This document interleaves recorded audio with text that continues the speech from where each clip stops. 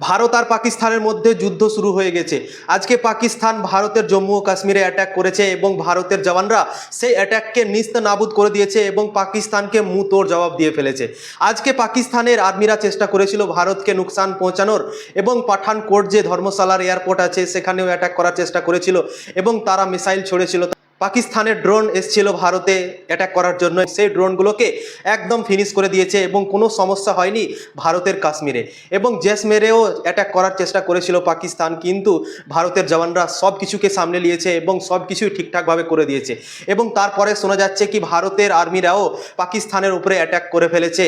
কাশ্মীরে অ্যাটাক করার পর শোনা যাচ্ছে কি করাচিতে অ্যাটাক করেছে, তারপর লাহোরে অ্যাটাক করেছে এবং সব কিছুই খবর বেরিয়ে আসছে। আজকে ইন্ডিয়া আর পাকিস্তানের মধ্যে জং শুরু হয়ে গেছে এবং যুদ্ধ শুরু হয়েছে। জম্মু ও কাশ্মীরে ধর্মশালার যে এয়ারপোর্ট আছে সেখানে চেষ্টা করেছিল অ্যাটাক করার পাকিস্তানের তরফ থেকে, এবং পাঠানকোট ছিল জম্মু ও কাশ্মীরে, সেখানেও অ্যাটাক করেছিল, কিন্তু ভারতের আর্মিরা সেই পাকিস্তানের অ্যাটাককে একদম ফিনিশ করে দিয়েছে এবং কোনো সমস্যা হয়নি। এবং ভারতও অ্যাটাক করে দিয়েছে পাকিস্তানের উপরে তারপর সঙ্গে সঙ্গে। দুদিন আগে ভারত অ্যাটাক করেছিল পাকিস্তানের উপরে অপারেশন সিন্দুর।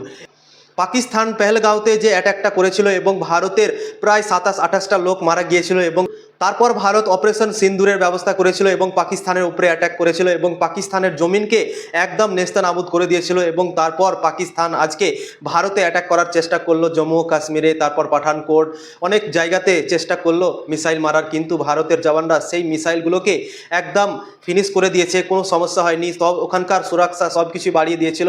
সেখানেই ধর্মশালার একটা মাঠে খেলা চলছিল আইপিএলের দিল্লি ও পাঞ্জাবের মধ্যে, এবং শোনা গেল কি যখন অ্যাটাকটা হয়েছে তারপর তড়িঘড়ি লাইট অফ করা হলো মাঠের মধ্যে, এবং ম্যাচ চলাকালীন একটা লাইট প্রথমে অফ করা হলো এবং দ্বিতীয় লাইট অফ করা হলো এবং তৃতীয় লাইটও অফ করে দেওয়া হলো। এবং মাঠের মধ্যে যত দর্শক ছিল, আইপিএলের খেলাটা চলছিল এবং খেলা দেখতে এসেছিল যত দর্শক, সব দর্শককে বলে দিল কি তোমরা এখান থেকে চলে যাও, আজকের ম্যাচটা আর খেলা হবে না। এই ম্যাচটা কল অফ করে দেওয়া হলো এবং সব কিছুকেই বাতিল করে দেওয়া হলো আইপিএলের ম্যাচকেও।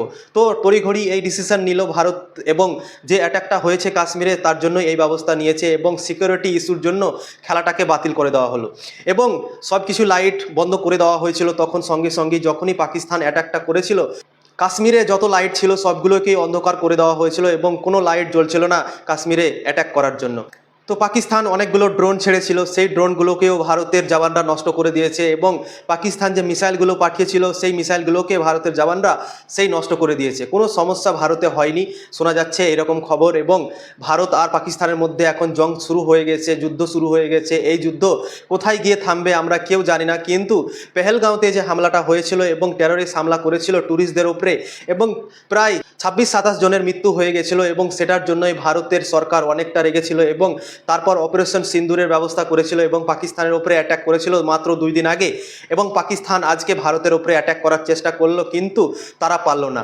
ভারত যে এত শক্তিশালী দেশ, পাকিস্তান কিন্তু মনে হচ্ছে না কি ভারতকে পারবে। এবং পাকিস্তান যে অ্যাটাকটা আজকে করলো, তো অবশ্যই ভারত এর মুঁহ তোড় জবাব দেবে এবং পাকিস্তানকে চেষ্টা করবে আরও একবার নুকসান পৌঁছানোর।